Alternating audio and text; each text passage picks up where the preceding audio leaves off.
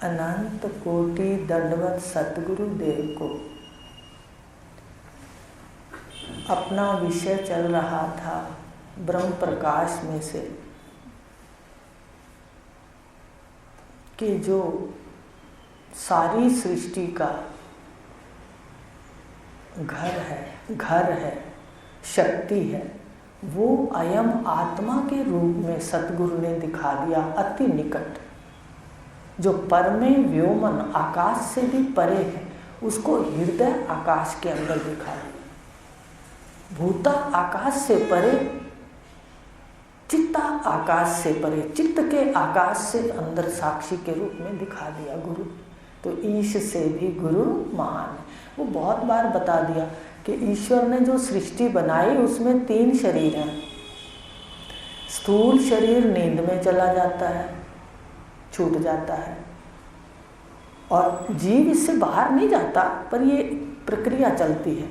सूक्ष्म स्थूल शरीर नींद में छूटता है, सूक्ष्म शरीर सुषुप्ति में छूट जाता है, पर कारण शरीर जिसको अज्ञान कहा अभी आपने, वो अज्ञान और अज्ञान, देखो रात को तो अज्ञान है सुषुप्ति में।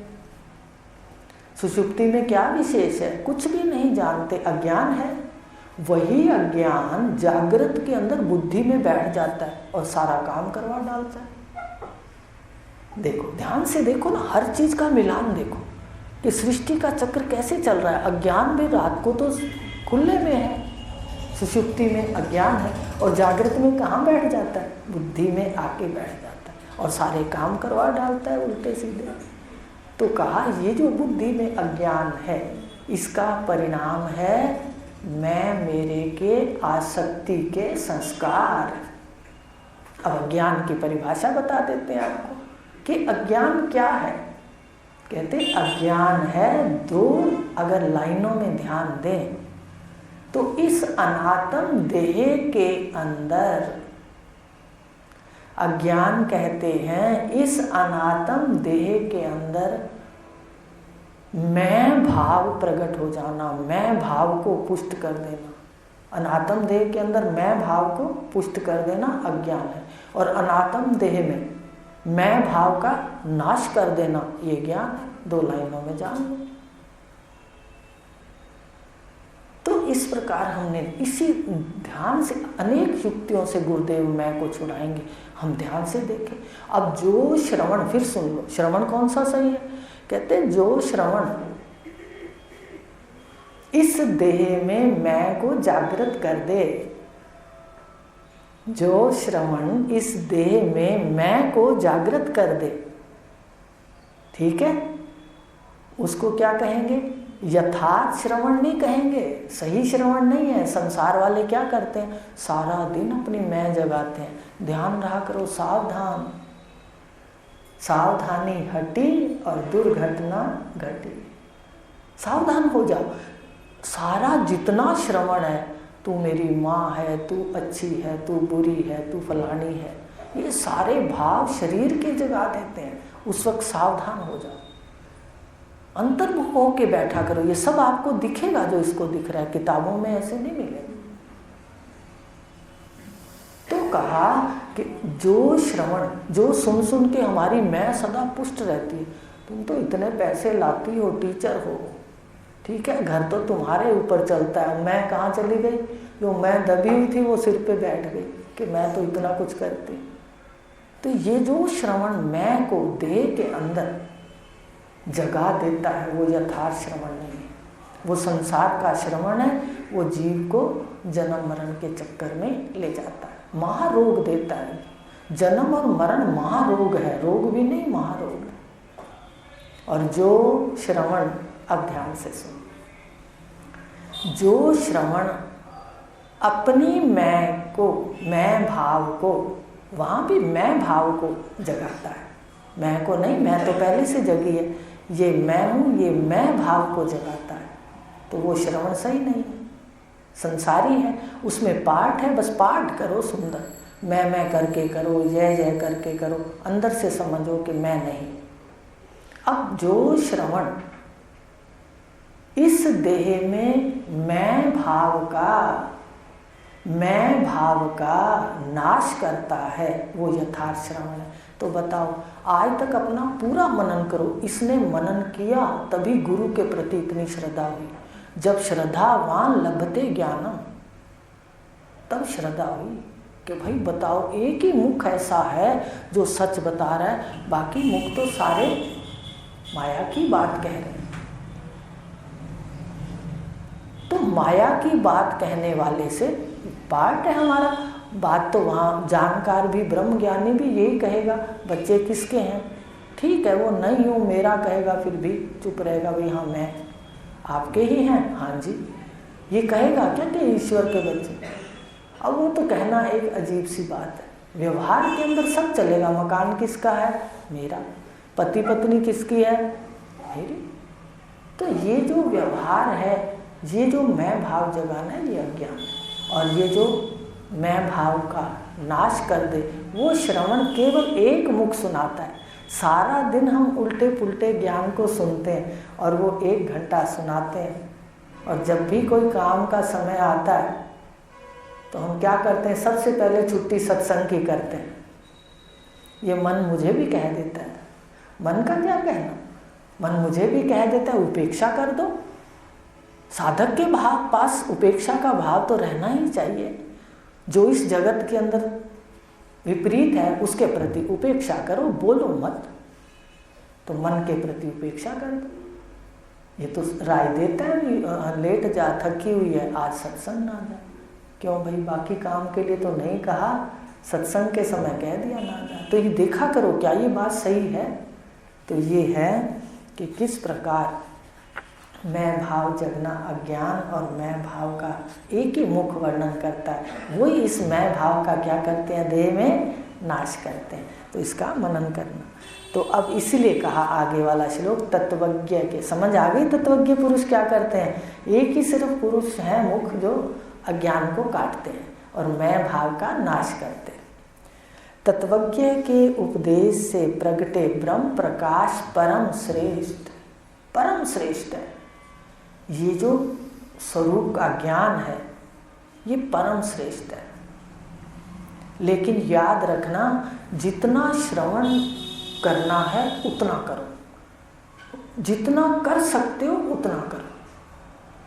जितना श्रवण ज़्यादा करोगे, अपने बुद्धि के पात्र को भर लोगे, फिर एकांत में बैठ के जुगाली करोगे। एकांत में बैठ के उसका मनन करोगे तो तृप्ति होगी, जगत के विषयों से तृप्ति होगी। क्यों तृप्ति होगी? क्योंकि इसकी नश्वरता पता चल जाएगी, इसका परिणाम दुख पता चल जाएगा। फिर जो प्रारब्ध में है उसके अनुसार जीवन बना लोगे। तो इस प्रकार कहा कि तत्वज्ञ पुरुष के मुख से ही परम श्रेष्ठ, सबसे श्रेष्ठ जो ये ज्ञान है ये प्रकट मिलता है। और क्या प्रकट होता है? जो ब्रह्म सर्वम खल्व इदम ब्रह्म, सर्वत्र है पर दिखता नहीं। आया ना, अज्ञान के 2 आवरण, अज्ञान की 2 शक्तियां हैं, असत्वा पादक आवरण और अभाना पादक आवरण। तो असत्य भी दिखता है और उसका भान भी नहीं होता। तो उदाहरण दिया था कि मेहंदी के अंदर लाली का भान नहीं होता। मेहंदी तो हरे रंग की है, मेहंदी हरे रंग की है। अगर लाली देखनी है तो प्रक्रिया करनी पड़ेगी, उसको पीसना पड़ेगा, फिर हाथ पे लगाना पड़ेगा, थोड़ी देर बैठना पड़ेगा, फिर हाथ धोने पड़ेंगे, फिर लाली दिखेगी। आ रही बात समझ में? इसी प्रकार गुरुदेव प्रक्रिया के माध्यम से परमात्मा को प्रकट कर देते हैं। पहले से लाली पहले से है मेहंदी में, मक्खन पहले से है दूध में, पर प्रकट करने के लिए प्रक्रिया। तो तत्वज्ञ के उपदेश से प्रगटे ब्रह्म प्रकाश परम श्रेष्ठ। अब श्रवण इसका अनुष्ठान है। परमात्मा की प्राप्ति के लिए अनुष्ठान, पुत्र की प्राप्ति के लिए अनुष्ठान, धन की प्राप्ति के लिए अनुष्ठान है, लेकिन वो अलग से अनुष्ठान है। और ये अगर अपने आत्म सिद्धि के लिए करते हो, परमात्मा की प्राप्ति के लिए अनुष्ठान करते हो, तो श्रवण इसका कसम खा लो कि श्रवण नहीं छोड़ना। अनुष्ठान को अधूरा छोड़ते हैं हम। जब कोई अनुष्ठान करते हैं हम उसको पूरा करते हैं, तो श्रवण मनन नहीं छोड़ते। मजबूरी में अलग बात है। आपको बता दें, हमारे गृहस्थ आश्रम हैं, सन्यासी तो है नहीं कि भाई बिल्कुल हम नहीं उसमें उतरेंगे। गृहस्थी हैं, जहाँ जरूरी हो वहाँ उसमें उसको मुख्यता दे लो, और जहाँ जरूरी ना हो तो उसको मुख्यता ना दे। तो श्रवण इसका अनुष्ठान। अब अनुष्ठान के लिए अपना नियम बना लो कि भाई हमने अनुष्ठान यही करना है, क्योंकि प्राप्ति सत्य की करनी है। और ये कर्म लय का क्षेत्र, ये कौन सा क्षेत्र है, कौन सा स्थान है जहाँ पर ये प्रकट होगा परमात्मा? अनुष्ठान करते करते कर्मों का लय हो जाए। जितने कर्म है ना अनुष्ठान वाले, आप सबका लय कर दोगे।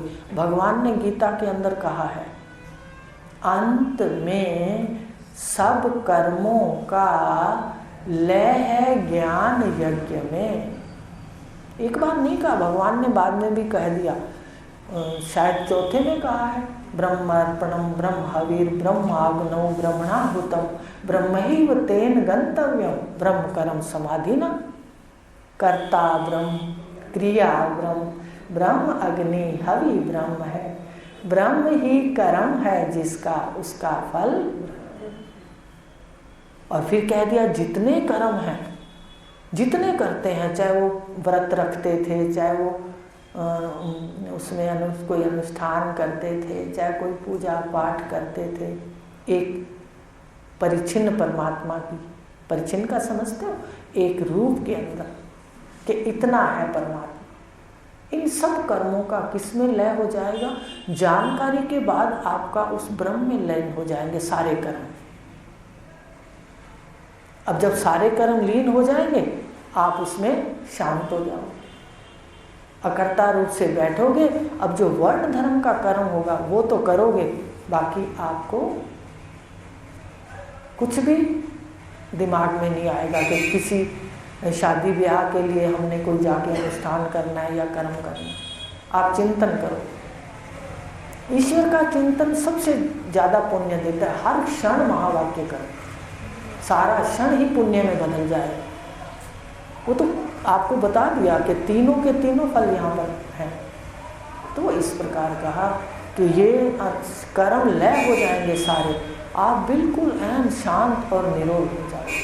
तो ये भगवान ने कहा लय सब कर्मों का ज्ञान यज्ञ में है। यज्ञ का मतलब क्या होता है? हम उसमें करते हैं स्वाहा स्वाहा, सामग्री डालते हैं, खोपरे डालते हैं, उसमें घी डालते हैं, सारा उसमें स्वाहा हो जाता है। आप भी व्रत नेम जो भी करते हो सारा किस में स्वाहा हो जाएगा, किसमें लय हो जाएगा? उसमें ज्ञान यज्ञ में। आप सुबह ज्ञान यज्ञ करते हो, एक ज्ञान यज्ञ है, एक देव यज्ञ है, एक पितृ यज्ञ है और एक भूत यज्ञ है। 4 प्रकार के यज्ञ। इसमें कौन सा सबसे श्रेष्ठ माना गया है? ज्ञान यज्ञ को। आप ज्ञान यज्ञ करते हो। देखो गुरुदेव यज्ञ कर रहे हैं, हमारे शब्दों को, जो गुरुदेव हैं उनके शब्दों को हम हृदय में कुंड में डाल रहे हैं, स्वाहा स्वाहा। तो ये ज्ञान यज्ञ सबसे श्रेष्ठ माना जाता है। तो कहा श्रवण इसका अनुष्ठान है, ये कर्म लय का श्रेष्ठ। ब्रह्म प्रकाश का प्रतिबिंब में, जो मैं फुर्ती है ना सुबह सुबह, ये प्रकाशक आप अपना ब्रह्म स्वरूप देखा करो। नहीं दिखे आप बस सुबह उठ के बैठ जाओ कि भाई क्या कहते हैं दीदी, एक दिन दिखने लग जाएगा, आपको पता ही नहीं लगेगा कि किस दिन शुरू हो गया। तो ब्रह्म प्रकाश का प्रतिबिंब में शीशा, मन के शीशे में ब्रह्म प्रकाश का क्या है? प्रतिबिंब। और प्रतिबिंब कैसे फुरता है? मैं, अहम, अहम। चिदाभास है नाम, मेरा क्या नाम है इस वक्त? चिदाभास। जीव है नाम, ब्रह्म नहीं है। शरीर सहित क्या हो आप? मन इंद्रियों सहित, शरीर सहित तुम चिदाभास हो, जीव हो। तो इस प्रकार कहा चिदाभास है नाम, देह के संग दोष से भूला। देह का संग कर लिया, उठते किसका संग कर लेते हैं? सबसे पहले देह का कर लेते हैं, स्त्री हूँ, औरत हूँ, बस। क्या तुम औरत हो? आप तो औरत के प्रकाशक हो। ये तो पाठ के लिए कर्मजन्य शरीर है, यहाँ तो लेन देन है। तो कहा देह संग दोष से भूला, देह को लिया मैं। ये तो समझ आ गया होगा कि देह के संग से क्या है, देह को मैं मान लिया। तो संग दोष दुखों का स्रोत है। देह को मैं मानना नहीं मंगल संकेत। देह को मैं मानने से मंगल संकेत नहीं है, क्योंकि दुख हावी हो जाएंगे। तो इस प्रकार ये बात कही कि संग दोष से देह को मैं मान लिया। तो आज ब्रह्म प्रकाश अपना जो आपने पूछे थे 8 श्लोक वो पूरे हो गए। थोड़ा इसको पढ़ भी लेना। अब आज शुरू करते हैं विचार चंद्रोदय। विचार चंद्र उदय, इसको अगर संधि करें तो विचार चंद्र उदय नाम है ना, विचार चंद्रोदय। विचार चंद्र उदय आता है इसमें अर्थ। तो ये जो विचार चंद्रोदय पुस्तक है, ये दिखाती है कि जो विचार कर, अभी आपने पढ़ा था कि वेदांत का मार्ग कौन सा है, किस रास्ते चलोगे तो घर पहुंचोगे, कहते विचार। वेदांत का पथ विचार, वेदांत का पंथ विचार। और ईश्वर की कृपा भक्ति में कौन सा पंथ है, ईश्वर कृपा। योग और कर्म में पुरुषार्थ बताया था। तो विचार जो है उसके पैदा होते ही, विचार जगते ही, विचार रूपी चंद्रमा उदय होते ही मन की शीतलता बढ़ जाती है। देखो ये ज्ञान सुनते हो, यहाँ बैठे हो, अभी बता दो, यहाँ बैठे तो बड़ा मन शीतल हो जाता है। क्यों? क्योंकि विचार रूपी चंद्रोदय उदय हो जाता है, विचार चंद्र। तो इस किताब का नाम है। तो विचार चंद्रोदय, जब विचार से ज्ञान रूपी चंद्रमा प्रकट हो जाएगा तो मन की शीतलता मिल जाएगी। चंद्रमा की शीतलता में आपको बताया कि उसमें शरीर के ताप खत्म होते हैं। शरीर तपा हुआ है या कोई गर्मी है, चंद्रमा की शीतलता में सो करके शरीर के ताप समाप्त होते हैं। तो इसलिए इसका नाम रखा है। और दूसरा क्या अर्थ है कि चंद्र विचार चंद्रोदय, जैसे चंद्रमा की कलाएं होती हैं, 16 कलाएं होती हैं, असल में 15वां होती है तो 16वीं में बदल जाता है। 16 कलाएं मानते हैं। इसके भी कितने पाठ हैं? इसमें भी जो पाठ हैं 16, उनका नाम रखा गया है कलाएं। ठीक है, क्या नाम रखा गया है? हर पाठ का नाम है कलाएं। और विचार सागर दर्पण, दर्पण का क्या नाम रखा गया था? तरंग। सागर में उठती है तरंग, वहाँ तो 7 तरंगे हैं। और यहाँ पर 16 वो कलाएं, ठीक है ना, चंद्रमा की कलाएं होती। तो 16 कलाएं हैं, 16 पाठ है। तो आज ले लेते हैं विचार रूपी चंद्रमा अंतःकरण में उदय होता है। तो सबसे पहले है उपोदघात, निकालो। प्रथम कला उपोदघात, कला का बता दिया ना कि चंद्रमा की 16 कलाएं, तो इसलिए इसका नाम भी कलाओं के हिसाब से रखा है, पहली कला। ऐसे जैसे जैसे कलाएं हमारे अंदर बैठती जाएंगी ना, वैसे वैसे चंद्रमा प्रकट होता जाएगा, कहने का ये भाव है। और पूर्णमासी जो 15वीं कला होती है, उस दिन चंद्रमा पूर्ण होता है। और गुरु पूर्णिमा किस दिन मनाई जाती है? जिस दिन चंद्रमा पूर्ण होता है, उस दिन पूरी शीतलता। इसलिए गुरु पूर्ण मिलते हैं, इसलिए चंद्रमा पूर्णमास, गुरु को पूर्णिमा पे मनाया गया उनका। गुरु को गुरु पूर्णिमा पूर्णमासी पे मनाई गई, जहाँ चंद्रमा पूर्ण होता है। लेकिन सूर्य का उदाहरण नहीं दिया गया, क्योंकि सूर्य भी प्रकाश स्वरूप है और चंद्रमा भी प्रकाश स्वरूप है। प्रकाश तो सूर्य का ज़्यादा है ना, देखो चंद्रमा का प्रकाश तो है मध्यम और शांत है। तो सूर्य से गुरु की उपमा नहीं दी जाती।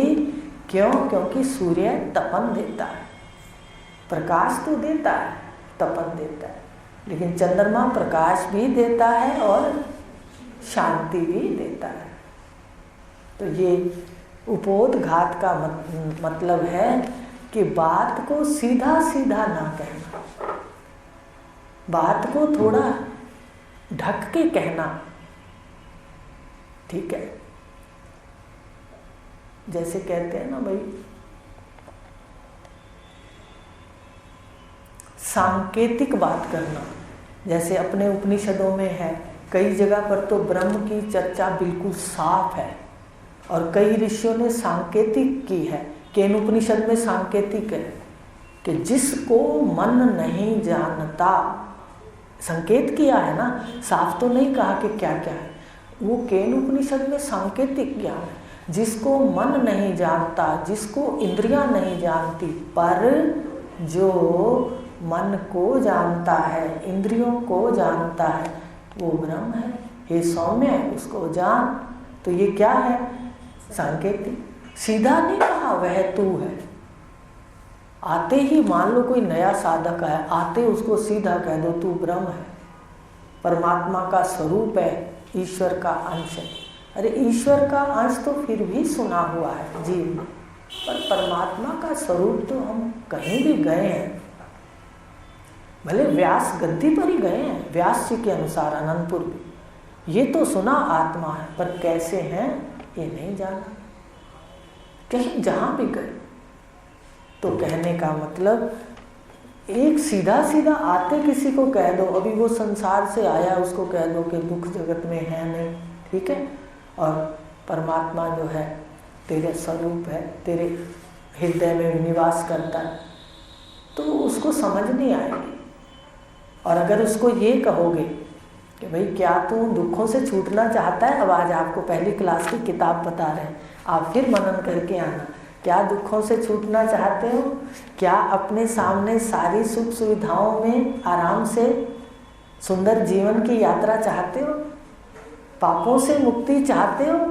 जब यात्रा सुंदर होगी तो मन की शांति होगी। अगर सुनेंगे, गलत नहीं करेंगे और पिछले कर्म ज्ञान से भस्म हो जाएंगे। भगवान ने कहा भस्म सात कुरुते अर्जुन, और सारे कर्म भस्म हो जाएंगे और मैं तुझे, तू मेरी शरण आ जा, आत्मा की, ब्रह्म की, मैं तुझे सारे पापों से मुक्त करा दूंगा। इसलिए तो कहती हूँ सारा दिन महावाक्य करो, मैं आत्मा सच्चिदानंद हूँ, यही बोलते हैं।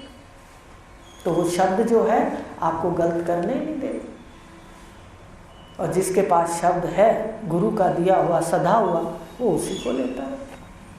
तो कहने का भाव सीधा सीधा अगर कह दो भाई तुम ब्रह्म हो, वो कहेगा मुझे क्या लेना देना, मुझे ये बताओ मुझे लाभ क्या है। सबसे पहले ये जो मनुष्य आता है ना जीव, ये उदाहरण दे देते हैं। वैसे तो बनिया बहुत ही प्यारे होते हैं, पर वहाँ उदाहरण दिया जाता है। बनिए की तरह पहले सोचता है भाई मुझे क्या मिलेगा। व्यापार में सोचते हैं ना वो कि भाई हमें क्या मिलेगा, बहुत सियाने होते हैं।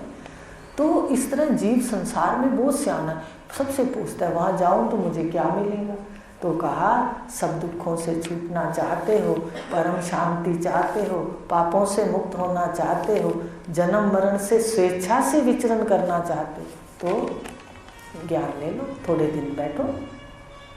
तो फिर वो बैठ जाएगा कि भाई मेरे सारे सुख सुविधाओं का भी मुझे कह रहे हैं और जो मेरा है उसकी भी रक्षा करेंगे, योगक्षेम कहा ना भगवान ने, मैं करूँगा। तो फिर वो बैठ के सुनता है। सीधा सीधा आते कह दो तू ब्रह्म है, तत्वमसि, उसका मन नहीं लगेगा। भगवान ने कह दिया आदि में कड़वा है, कहा आप कितने समय से बैठे हो, आज हमारा मन कहता है एक क्षण भी इसके विचार के बिना ना जाए। पहले ऐसा थोड़ी था मन। जैसे जैसे ज्ञान आता जाएगा आपको महत्व पता चलता जाएगा, अपनी आयु का भी, अपने समय का भी और अपने भावों का भी, कि भाव कैसे हैं। तो उपोद्घात में एक उदाहरण देते हैं, कहते भाई देखो कई बार होता है ना किसी के घर में कोई गाय होती है और वहाँ वो दूध का बिलोना करते हैं और लस्सी भी होती है, पर अपने शर्म से मांगते नहीं भी लस्सी दे दे। ऐसा उदाहरण दिया है शास्त्रों में। तो भाई कैसे उपोद्घात है? कहते जैसे पड़ोस में कोई गाय का दूध बिलोते हैं अपने मित्र पड़ोसी, और फिर उनके यहाँ छाछ होती है, तो कभी पीने का मन हो गया तो उसके पास गए। अच्छा, गाय तो बहुत अच्छी है, गाय रख रखी है, सेवा करते हो, बहुत अच्छी बात है। अच्छा, दूध बचता भी होगा। देखो उपोद्घात कैसे, दूध बचता भी होगा। कहते हाँ बच जाता है, क्या करना है, पीते हैं बहुत बचता है। कहते फिर आप दूध जमा कर बिलोना करते होंगे। कहते हाँ, घी निकालते ना, घर के लिए घी जरूर इसमें से, दूध में से ही निकालते। तो अच्छा, छाछ भी होती है? कहते हाँ होती है। अच्छा, पीनी है क्या? सामने वाला पूछता है कभी पीनी है क्या? कहते हाँ चलो दे देना। होता है ऐसे? तो सीधा सीधा अगर जाके कहो छाछ दे दे, कई बार किसी को है या नहीं, या कोई मन में भाव भी आ जाता है। अगर वो ऐसे पूछते हैं तो स्वयं ही कह देता है अच्छा पीनी है क्या आपने, आपको छाछ अच्छी लगती है, कभी ले जाया करो। आगे बात। उपोद्घात का मतलब ये है कि आते जीव को कहोगे जो संसार में लिप्त है कि ब्रह्म आनंद स्वरूप है, ब्रह्म को जान लो, वो नहीं एकदम आएगा। तो धीरे धीरे जब उसको पता लगेगा, उसका ज्ञान का हृदय में जो बुद्धि है वो भर जाएगी, वो पात्र भर जाएगा, फिर वो बैठ के गुरुदेव मनन करवाएंगे। जैसे गाय पहले घास चरती है, फिर एकांत में बैठ के जुगाली करती है, तब उसकी तृप्ति होती है। ऐसे आप बैठा करो एकांत में, थोड़ा थोड़ा नियम बनाते जाओगे ना, जैसे जैसे ज्ञान की उम्र बढ़ती जाएगी, आप इससे सुख जैसे ज़्यादा मिलेंगे तो हम इसके आदी हो जाएंगे। जैसे होता है ना, भाई कोई नशा करने वाला होता है, उसके पास कोई 2-4 बार जाता है तो वो थोड़ा थोड़ा उसको पिलाता है तो उसको भी आदत पड़ जाती है। तो ये भी क्या है, पहले तो ज्ञान सुनने का नशा है मेरी बहनों, घर नहीं बैठ सकते। नशा है, आके नशा करो, पर उसका मनन करोगे तो वो आपको लाभ देगा। तो इस प्रकार कहा उपोद्घात, सीधा सीधा ना कह करके उसको अलग से एक प्रक्रिया से कहना, या सीधा भावना कर हेर फेर करके बात को, सत्य को सामने लाना, इसको कहते हैं उपोद्घात। अब विचार चंद्रोदय ऐसा ही करेगा, सीधा नहीं कहेगा तू ब्रह्म है। 16 कलाओं में एक एक कला आपके अंदर जाती जाएगी और आपके अंदर विचार का चंद्रमा उदय होगा। तो आज था उपोद्घात का अर्थ कि सीधा नहीं कहेगा, वो पहले सारा अभी आपको बताया, कैसे 3 शरीर बताएगा, कैसे सब कुछ बताएगा। इस तरह विचार चंद्रोदय शुरू होगा। एक लाइन पढ़ लेते हैं, फिर कल लेंगे। उपोद्घात का अर्थ समझ आ गया कि सीधा इसमें नहीं है, आपको धीरज से अपने घर ले जाएगा ये पुस्तक। पुरुष इच्छा विषय पुरुषार्थ जोई सोई, दुख नाश सुख प्राप्त रूप मोक्ष मानहु। अब एक बात और कहते हैं, ये पीताम्बरी भाषा है। अपने हिंदी में पीताम्बर दास जी की भाषा, जो उनके अपने क्षेत्रीय भाषा होती है ना अलग अलग, अपने हिंदी में फिर पढ़ेंगे। इसको एक बार ले तो लेते हैं कि पुरुष इच्छा विषय पुरुषार्थ जोई सोई दुख नाश सुख प्राप्त रूप मोक्ष मानहु, हेतु ताको ब्रह्म ज्ञान सो परोक्ष ता में अपरोक्ष दृढ़ अदृढ़ दो गानहु। मोक्ष को साक्षात हेतु दृढ़ अपरोक्ष ज्ञान, हेतु ता विचार जीव ब्रह्म जग जानहु। 3 वस्तु रूप जड़ चेतन 2, जड़ मिथ्या माया ब्रह्म चित्त, सो मैं पीताम्बर स्यानहु। स्यानु माने पहचानो, अपनी भाषा में कहते हैं सुनाना है तूने मुझे, ये स्यानहु उनकी भाषा कि उसको पहचानना है। कैसे? सो मैं। तो इतना लेंगे। अब पहला एक अक्षर ले लेते हैं। उन्होंने कहा पुरुषार्थ किसे कहते हैं, पहले में है ना, तो ये है सब पुरुषों की इच्छा का विषय पुरुषार्थ कहलाता है। जितने भी लोग हैं उनका कोई भी कार्य है, इच्छा है, और उसमें कार्य भी पुरुषार्थ है। पुरुषार्थ करते हैं ना हम, भाई कोई कमाने जाता है, क्या क्या उसका लक्ष्य है कमाने का? सुख है। मान लो घर बनाता है, इतने दुख पा पा करके, इतने पैसे इकट्ठे करके, लक्ष्य क्या है? सुख। विवाह करता है, लक्ष्य क्या है? सुख। संतान उत्पन्न होती है, लक्ष्य क्या है? सुख। आप देखते जाओ। कपड़े लाता है मान लो बाजार से, लक्ष्य क्या है? पहनूंगा तो सर्दी नहीं लगेगी, गर्मी नहीं लगेगी। ये सब प्रश्नों का उत्तर है सुख। बस यही उन्होंने कहा कि पुरुष की इच्छा का विषय, इच्छा करता है ये जीव, पुरुष को जीव कहा ना, जो जीव है बैठा, इसको पुरुष कहा, चाहे वो स्त्री है या पुरुष है, कि जो ये पुरुष बैठा है इसकी जो इच्छा है वो सुख पाने की है। बस इसको पता नहीं होता, ये क्या अंधेरे में सब जगह हाथ डालता है, भी मुझे सुख मिलेगा, पर सब जगह सुख कौन सा मिलता है? परिणाम वाला। हर सुख के ऊपर परिणाम का वेधन है, परिणाम से युक्त है या नहीं है? बता दो, सब बैठे हो। कोई चीज बनाते हैं, सब चीज में देखो परिणाम दुख है, लेकिन इच्छा का विषय क्या है पुरुष की? सुख है। हर चीज पैर रखते हैं, पढ़ने जाते हैं, किसके लिए? बड़ा हो जाएगा, सुख पाएगा कमा के, माँ बाप कहते हैं, जाते हैं। विवाह करेगा, सुख पाएगा। संतान नहीं है, संतान हो जाए, सुख पाएगा। सुख तो है, गलत तो नहीं है, पर वो दूसरा पहलू कहाँ है? एक पहलू सिक्के का तो सामने है और दूसरा पहलू पीछे है, वो दिखता नहीं।